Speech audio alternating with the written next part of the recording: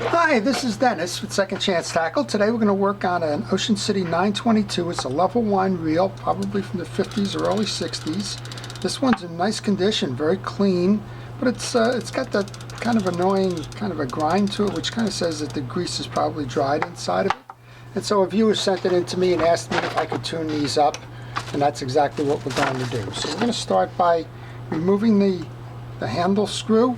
Now that can be done two ways. There's a slot, and if you have a big enough screwdriver, the slot can work. Or if you happen to have the Ocean City wrench, you can take it off that way. But since there's a screw and I have a big flat-headed screwdriver, we're going to go ahead and do it that way. The handle comes off. We're going to work on cleaning this up a little bit. If you see tarnish like that, one of the best things to do is to grab some 4/0 steel wool. That's the finest of the steel wool, not very coarse at all. Put a little bit of like a chrome or a metal polish on there, and just a couple of quick little strokes on it. And that's going to take most of the grease and grime off. It's going to restore the chrome, which is why I like it. It's one of the few things, it's an automotive product that I actually recommend for using fishing reels. I certainly don't recommend chrome greases and oils, but if you're using automotive stuff, just use a polish or something. But other than that, this one also happens to work pretty good on these plastic pieces like the handles and that. So go ahead and use that if you find yourself with some dirty pieces and parts. You'll notice I'm using a parts tray. That's where I put all of the pieces that come off the reel. That way I know where to find them later. And we're going to take the star adjuster off now. And while we're doing that and you're looking at the reel, you'll notice that I have a protective glove on my hand here. In sequence, this goes on top of the ferrule that rides on the gear sleeve. And here we are with a little bit of that dried grease. So that's kind of my suspicion about why the reel is kind of a little bit noisy, is that the grease is dried. You can see it on this side particularly. So that grease is dried. It's flowed out of the reel through that gear sleeve and is either evaporated or it's come to rest on some of these metal pieces on the outside. So we're going to just work with these reels, and we're going to make sure that they get oiled and cleaned up and can go fishing again. So this was sent in by a viewer, Kevin. It's his reels, and they're in beautiful condition. Alright, we're going to take the side plates off now, and to do that there's some side plate screws. We'll use a flat bladed screwdriver to do that.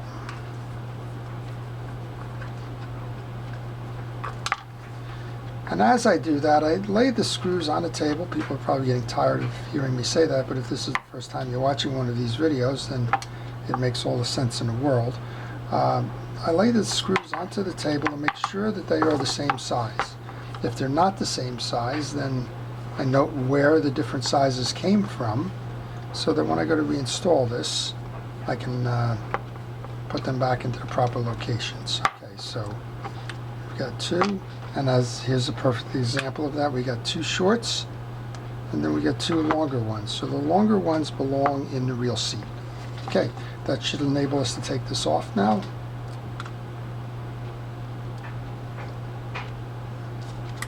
Alright, so I'm guessing that this hold down here would be the other one then. It's probably a screw in. I just thought that that would not be the case. I need a thinner bladed screwdriver there.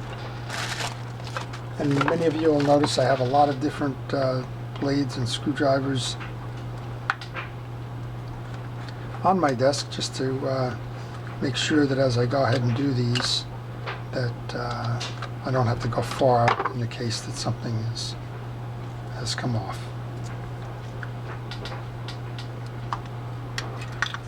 Okay, I didn't need to pull that. There's this can just go back in here, so I'm going to need to pull that anyway when we take the worm gear out. Alright, I'm going to pull the spool out then, and we can see this is just totally dry on this side. That's why it's making the noise that it is. So let's go ahead and grab the brush here. I'm going to use fishing reel grease. In this case it's by Penn. It's a Penn Precision Reel Grease. It's available at most sporting goods stores and online. And just like I was saying before with automotive, keep automotive stuff for automobiles, keep fishing reel stuff for fishing reels. don't mix the two. The consistencies of the products are different. I'm sure there's fancy terms for it, like viscosity or something like that, but fishing reel greases have a certain amount of water displacement properties and so on. You want to make sure that as you do this, that you keep the right greases and the right mechanics. All right, there's 4 bridge screws here. The 2 of these do not need to be removed. The 2 top do not go and get removed. I'm going to set that assembly aside for a moment. I guess I can finish that assembly side with just putting a little bit of grease onto the shaft. We can put that back in. I'm going to just turn this so that I get it. I want to get this line guide over to the side so that I can remove the worm gear like that. I'll do service on that in a moment. All right, we take the collar or the jack, we remove that from the reel by taking this screw and loosening it, then removing the hook and eye, and then by pulling this off the stud. And it's been a long time since this has come off, so I'm going to guess that we just need to help it along here. There we go. And we can see we got a bunch of dried grease in that back here. That's what's bogging this reel down. So we're going to take all of this assembly off here. And as I mentioned, you don't need to take these 2 posts off. Those 2 posts will be the holder for the yoke and the spool gear assembly, but we certainly need to take the bridge off. So those are the 2 bottom screws. They come off from here.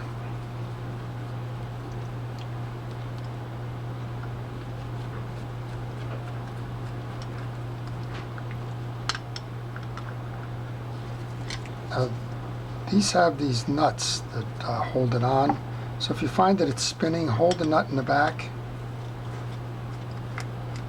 and that way you can get the screw to detach.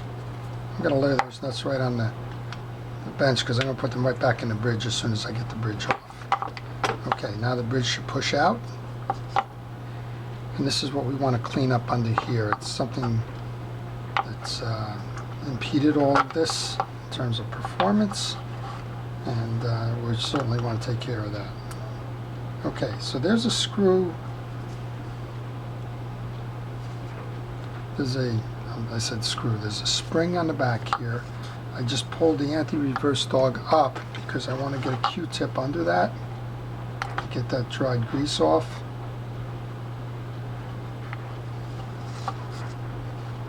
And then I want to pull the gear off the shaft there to do the same. And that should be pinned in similar to a pen reel. There's your pinhole there. You should be able to push that pin through. That's the pin that's holding the shaft on, so we want to grab that. Grab that with the pliers here. And right now I'm getting a little bit uncomfortable with all the pieces and parts that are on my desk. I guess that's my right. I tend to, as I mentioned, put these into the parts tray, and I'll do that in just a moment. So I'm just trying to pull this out a little bit more. For some reason it's been a little stubborn. I'm going to use a thinner pin to push this further along.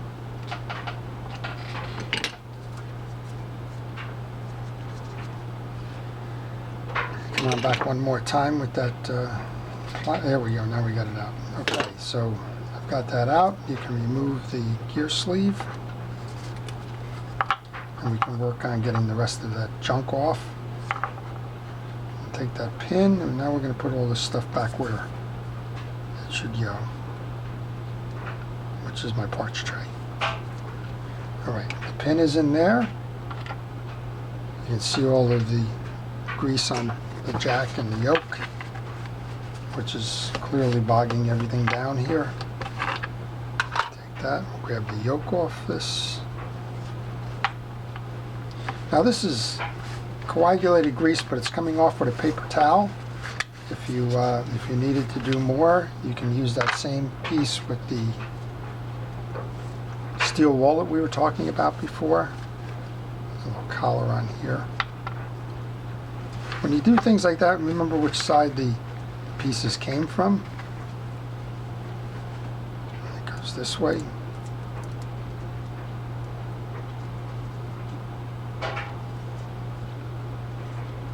Okay, I'm just going to lay that one there and grab these side plate screws. Those are going in next.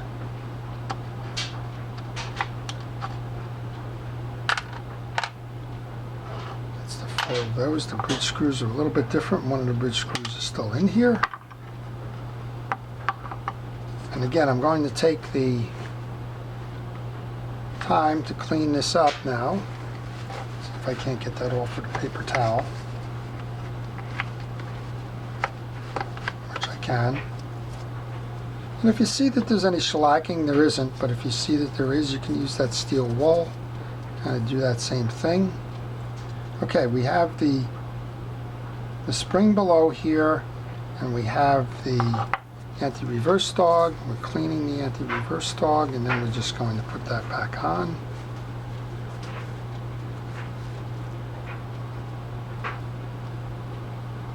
So we should be able to put that in and on, just like that.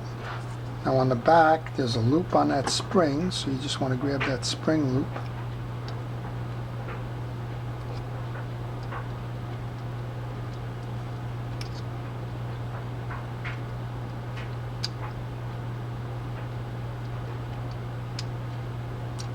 Take some patience, but you'll get it eventually. We just did there. It's on there now, and you'll notice that we have a nice clean and free-flowing anti-reverse now. We can take our brush with the lubricant, just a little bit on here onto the main shaft. You don't need a lot, put a little bit on the base, and grab that gear sleeve again.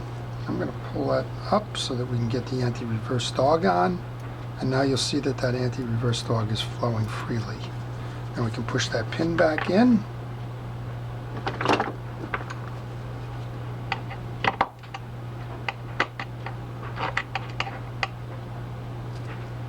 And you got to make sure that that gets all the way in, or you won't get the main gear over it. So sometimes you need that little pliers or something to provide that last little bit of push. And once you feel it's flat, you know you're good. Come over here to the drag assembly then. Got a lot of grease on here. Grease is not necessarily a bad thing when it comes to drags. So we're going to take those off.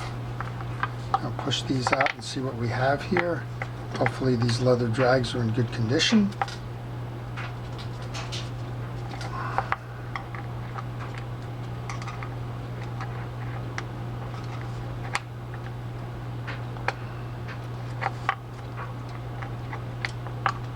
And they look like they are, so I think probably got lucky here.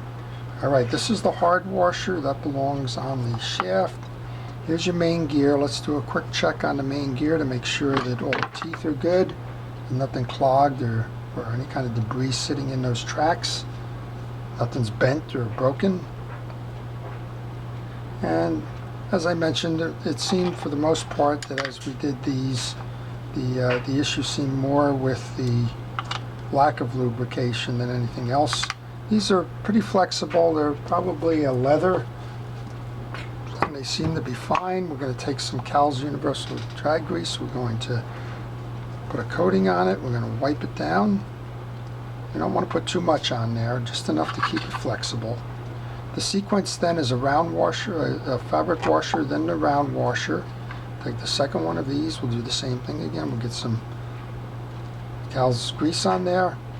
That's to keep the leather porous and fresh, so that it doesn't dry out and crack. Many times you open up these old reels and that's what you have. You have some cracked drag washers, and that's because they didn't stay lubricated. There we go. We want to make sure those two tags on the eared washer are in those slots. One more time with this.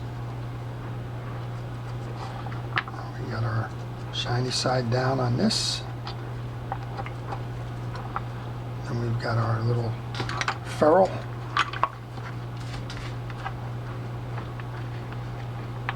We're pretty much ready to reinstall the inside. Put that on. As I mentioned, this comes with two of these sleeves that actually hold the screws for the bridge. They go in the back side here like that. Get a little nuts if you need to hold them. Okay, let's grab the yoke assembly. Put a little bit of grease on both sides of this. And those rides like that. This is going to face out, and this is the back side. So we grab our side plate and a screwdriver to clean this up, or a cotton swab or whatever, but as I mentioned, this is what's bogging the reel down here, is all of this very old grease. And take your time, clean it. If you need to, you can use a solvent like a WD-40 or a degreaser. Get this stuff off. Right now I'm kind of happy with the cotton tip, and then we'll just use a paper towel to get what little bit remains there. So now we got a nice clean channel for this to ride in. Take my lubrication and clean that. Put a little bit on the eccentric here in first. And we can tie these down. We don't have to wait for the other piece of the assembly. We can grab those screws, put them in.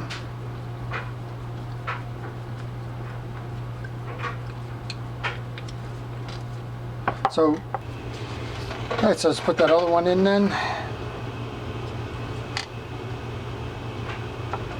Turn the side plate to the left and the piece fell out, so no big deal.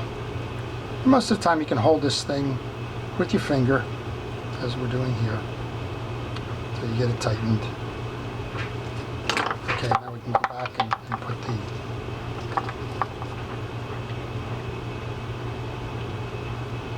spool gear on.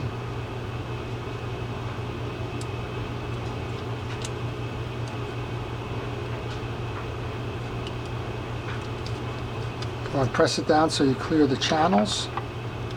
Slide the jack in.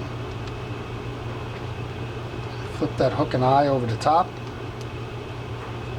And then we can tighten down the screw that holds that hook in place.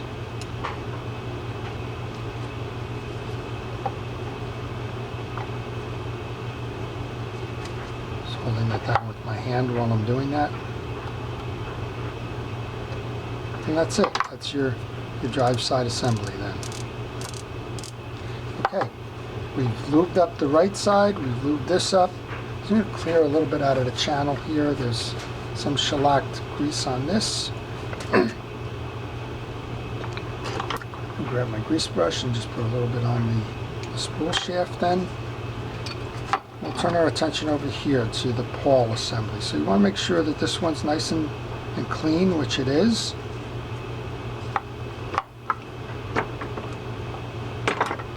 Want to pull this screw here. That's going to hold the shield on that holds the pawl. That's your pawl. I'm going to just put a drop of oil on that to make sure that it gets into the case. Put this right back over it.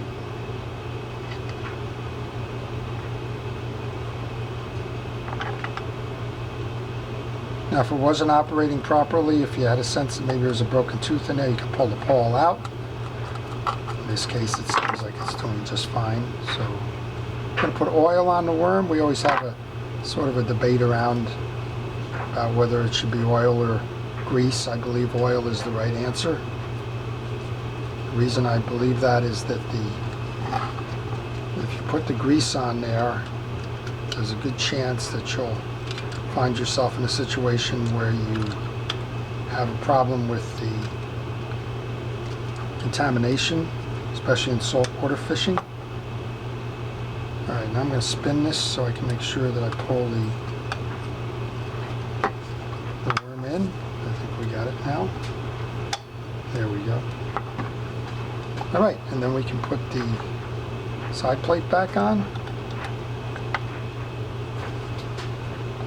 And this is where you probably want to take this out. Oh, we got it in.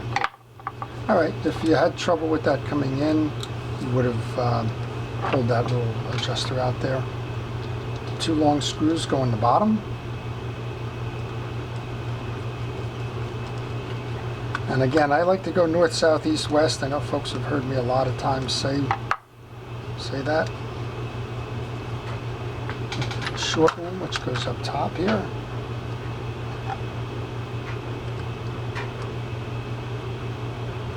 I like to keep an equal tension on this reel.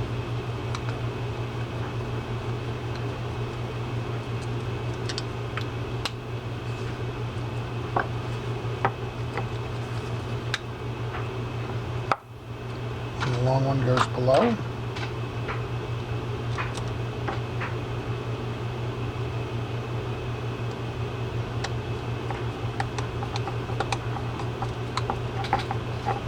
Not sure I'm in with the other one. I'm not. Let's go back and tighten that one up. There we go. And then I have one more short one. That's hiding right under the free spool release.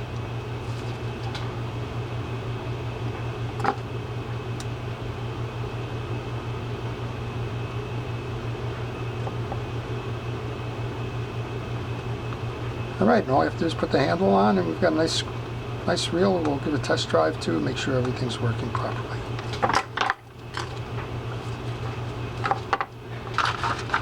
So we had it in reverse order. We had the ferrule, and the little cap, and the washer. It's now nice and clean and shiny. The drag adjuster.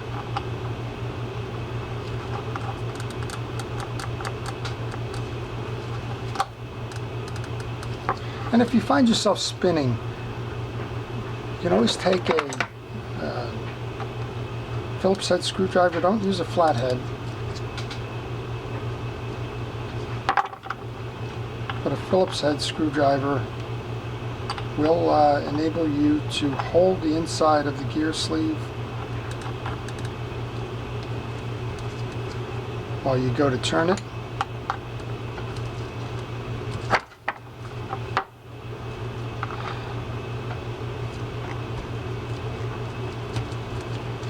And you're not going to rip up the threads. And once you get enough that you can put the handle on, use the handle to hold it as you continue to move it down.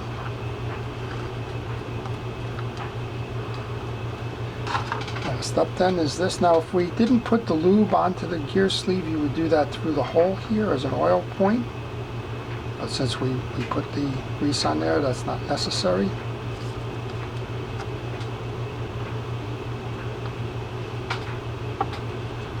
Grab our screwdriver, put the handle screw on,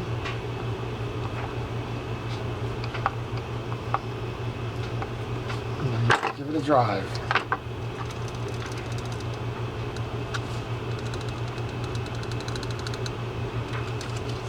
There we go. So we've got a nice one that's not barking at all any longer. And free spool. Oh, we can adjust out a little bit on the free spool. There we go. Very nice. So that's it. That's the Ocean City 922. It's a level line reel, and it's ready to go fishing again. So I hope you've enjoyed that. This is Dennis with Second Chance Tackle. If you liked it, please subscribe to see more. Thank you for watching.